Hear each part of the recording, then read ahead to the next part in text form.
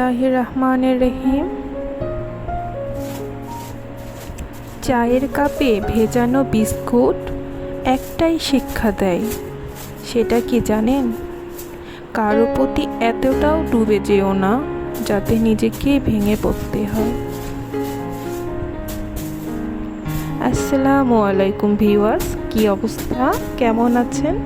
আশা রাখি সকলেই ভালো আছেন নিজ নিজ অবস্থান থেকে, এবং আমিও আপনাদের দোয়ায় ও আল্লাহ পাকের অশেষ অশেষ রহমতে আমার অবস্থান থেকে বেশ ভালোই আছি।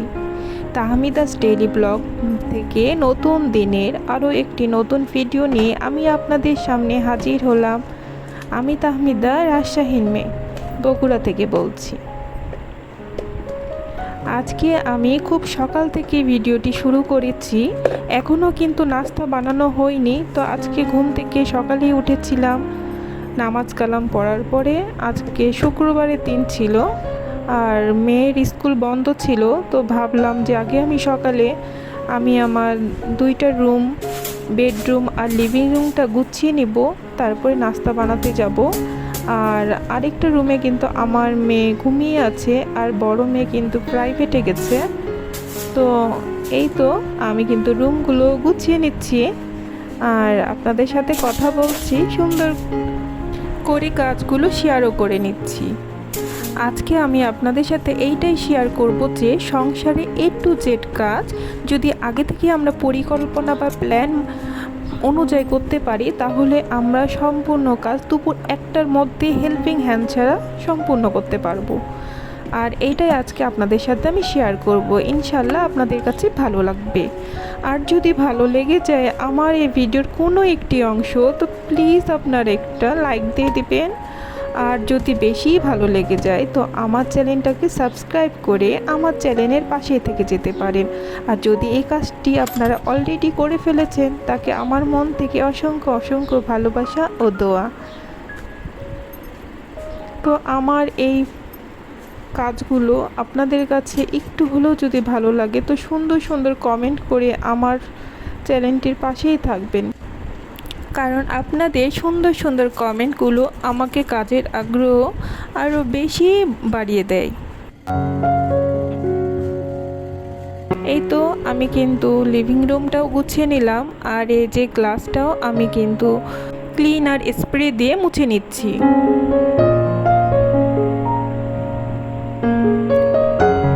বাচ্চারা যেহেতু এই রুমেই খেলাধুলা করে, আমার ছোট মেয়ে আর তার বান্ধবীরা দল বেঁধে আসে আর এই রুমেই বেশি খেলাধুলা করে। আর গ্লাসের উপরে কিন্তু তারা হাত রাখে, হাতের ছাপ পড়ে যায়, বা কোনো কিছু খেলে সেগুলো দাগ পড়ে যায়, যার কারণে আমাকে কিন্তু এই টেবিলটা প্রতিদিনই মোছা লাগে।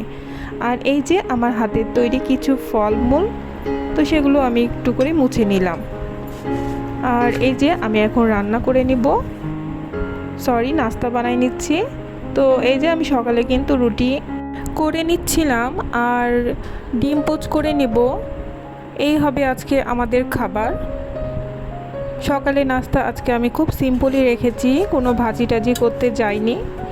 আর গতকালের মাছের তরকারি ছিল, তো আমার মেয়েরা খাবে না, মাছের তরকারিতে রুটি খেতে চায় না, তো ডিমটাই পোচ করে নিব। এই হবে আমাদের আজকে সকালের নাস্তা। আচ্ছা, আজকে কিন্তু আমি কিছু আপুদের কমেন্ট পড়ব। আমি কিন্তু এই প্রথম আমার ছোট্ট চ্যানেলটাতে আমি আমার পছন্দের কিছু কমেন্টগুলো পড়ে নিব। আজকে আমি কিন্তু প্রথম পড়ব, তো আশা করি আপনাদের কাছে ভালো লাগবে। তো এই তো পড়ে নিচ্ছি। জামিয়া আফরিন ব্লগ থেকে আপু কমেন্ট করেছেন, আসসালামু আলাইকুম আপু, আমার মিষ্টি আপু। আপু, তোমার কথাগুলো অনেক ভালো লাগে, অনেক মিষ্টি করে কথা বলো তুমি। আপু, কি সুন্দর লাগলো ফুলগুলো পানিতে রাখলে, দেখতে অনেক ভালো লাগতো। আপু, মাংস রান্না অনেক লোভনীয় হয়েছে। তো আপু, তোমাকে অনেক অনেক অনেক বেশি ধন্যবাদ ও মন থেকে দোয়া ও ভালোবাসা রইল। তোমার এই সুন্দর মন থেকে আমার জন্য এই সুন্দর কমেন্টটা করার জন্য অসংখ্য ধন্যবাদ। আশা করি এভাবেই আমার পাশে থাকবে। তারপরে আমি আরও একটি কমেন্ট পড়ে নিব। আরও একটি আপু কমেন্ট করেছেন হ্যান্ডস লাইফ বুক থেকে, তুমি আমার এলাকার থাকো শুনে ভালো লেগেছে। ফুল পানিতে রাখলে অন্যরকম ভালো লাগে। পাট শাক ভাজি সহ গরুর মাংস লাউ দিয়ে রান্না অনেক সুন্দর হয়েছে। আমিও এভাবে রান্না করি। রুম ডেকোরেশন ভালো লেগেছে। সব মিলিয়ে অনেক ভালো লেগেছে তোমার ভিডিও। অনেক ভালোবাসা রইল আপু। তো আপু তোমাকে অসংখ্য অসংখ্য ধন্যবাদ ও মন থেকে ভালোবাসা ও দোয়া। তোমাদেরকে যে আমি কি বলে আমার মন থেকে মানে ভালোবাসা জানাবো আমি বুঝেই পাচ্ছি না। সত্যি আমার এই ছোট্ট চ্যানেলটিতে এত বেশি ভালোবাসা দেখে আমার মন তো ভরেই গেল। আর আরেকটি কমেন্ট পড়ব। তো এখানে ফাতেমা হানি আপু কমেন্ট করেছেন, আসসালামু আলাইকুম আপু, লাইক দিয়ে পুরো ভিডিওটি দেখে নিব ইনশাআল্লাহ। গাছের ফুল দিয়ে ঘর সাজানো সুন্দর হয়েছে। লাউ দিয়ে গরুর মাংস রান্না, পাট শাক ভাজি খুব সুন্দর হয়েছে। আচ্ছা, তারপরে আমি আরও একটি কমেন্টস পড়ছি, সেইটা তাসলিমা ব্লগ আপু লিখেছেন, আসসালামু আলাইকুম আপু, মাশাআল্লাহ অনেক ফুল হয়েছে তোমার গাছে, রান্না করে নিলে সুন্দর করে ঘরটাকেও গুছিয়ে নিলে। তো আপু তোমাদেরকে অসংখ্য অসংখ্য ধন্যবাদ ও মন থেকে ভালোবাসা ও দোয়া। তোমাদের এত সুন্দর কমেন্ট, তোমরা তোমাদের মূল্যবান সময় ব্যয় করে আমাকে এত সুন্দর কমেন্ট করো, আমার কিন্তু খুব ভালো লাগে। এভাবেই তোমরা আমাকে সাপোর্ট করবে ইনশাল্লাহ।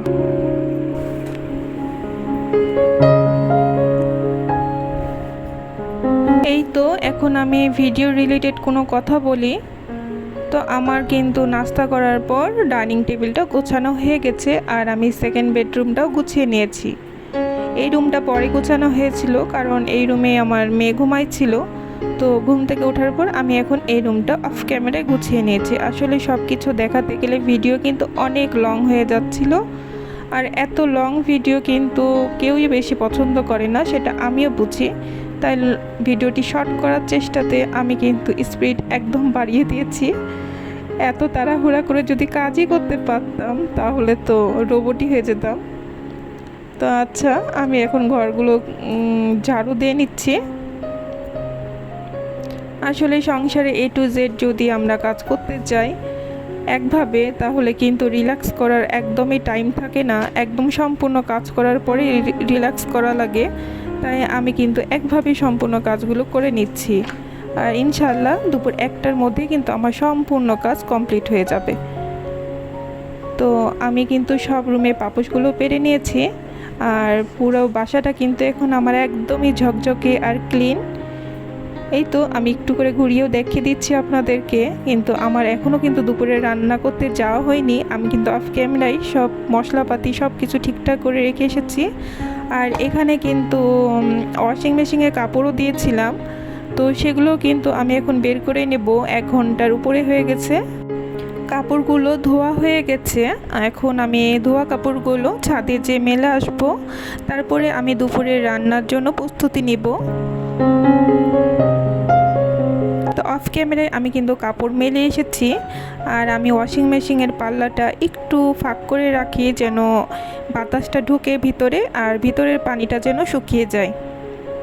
আর এই যে আমি এখন গরুর মাংস রান্না করব। হাতে মাখিয়ে প্রেসারে আমি শর্টকাট চড়িয়ে দিব, কারণ আজকে একটু তাড়াহুড়ার মধ্যেই কাজগুলো শেষ করছি। আসলে ছুটির দিনে বেশি কাজ করা লাগে।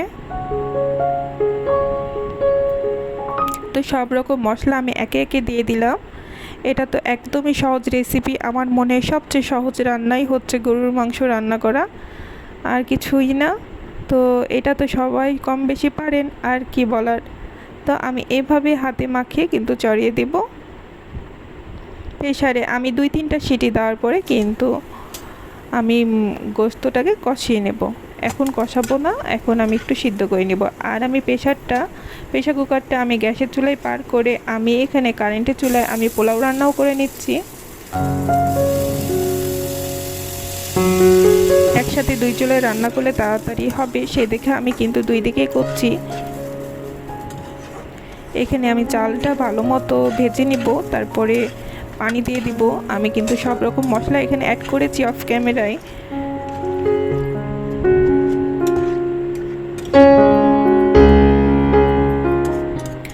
ভিডিওটা ছিল অনেক অনেক অনেক লং, কিন্তু কেটে কেটে কেটে কেটে কিন্তু 11 মিনিটের করেছি। প্লিজ আপনারা টেনে টেনে দেখবেন না, পুরো ভিডিও দেখার চেষ্টা করবেন।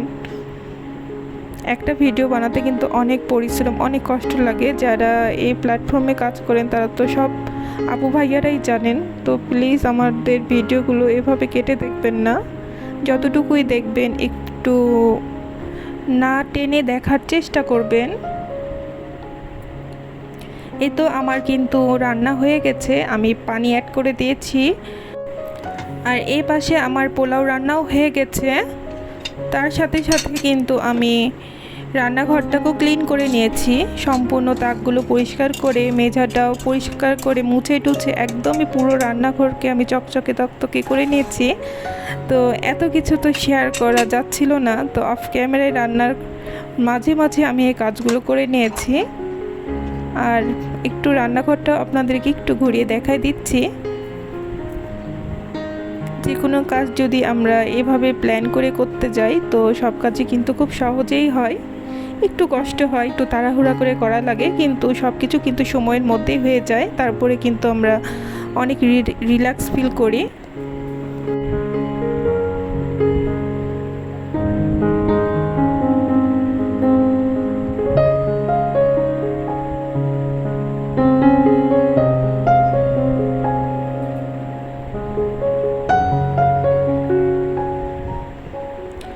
এখন দুপুর 1টা বাজে আর আমার সম্পূর্ণ কাজ কমপ্লিট। কিন্তু এর ফাঁকে কিন্তু আমি একটা জিনিস ভুলেই গেছিলাম, আমি সকালে নাস্তার পরে কিন্তু চা খাইনি। তো এখন আমি চা করে নিচ্ছি আমার জন্য। আর চা খেয়ে আমি গোসল করে নিব, মেয়েকেও কিন্তু গোসল করাইয়ে দিয়েছি। আর আমি গোসল করে নামাজ কালাম পড়ে তারপরে দুপুরের ভাত খাবো। দেখা যায় চা না খেলে কিন্তু আমার একদমই চলে না। আমি সকাল থেকে ভাবছি যে আমি কি যেন খাইনি, কি যেন খাইনি, কি যেন করিনি, মানে কিছু একটা মিস করছিলাম। তো এই তো চাটাকে মিস করছিলাম আর চাটাও খেয়ে নিচ্ছি। আসলে হাজারো কাজের ফাঁকে আর যতই যাই হোক না কেন, আমার এই চা না থাকলে আমার কিছুই ভালো লাগে না। তো এটা খেলে কেন যেন আমি একটু এনার্জি পাই কাজের। তো কাজ তো করেই নিয়েছি, এখন চাটা খাচ্ছি। চা খেতে খেতে বিদায় নিয়ে নিচ্ছি। আসসালামু আলাইকুম, আল্লাহ হাফেজ।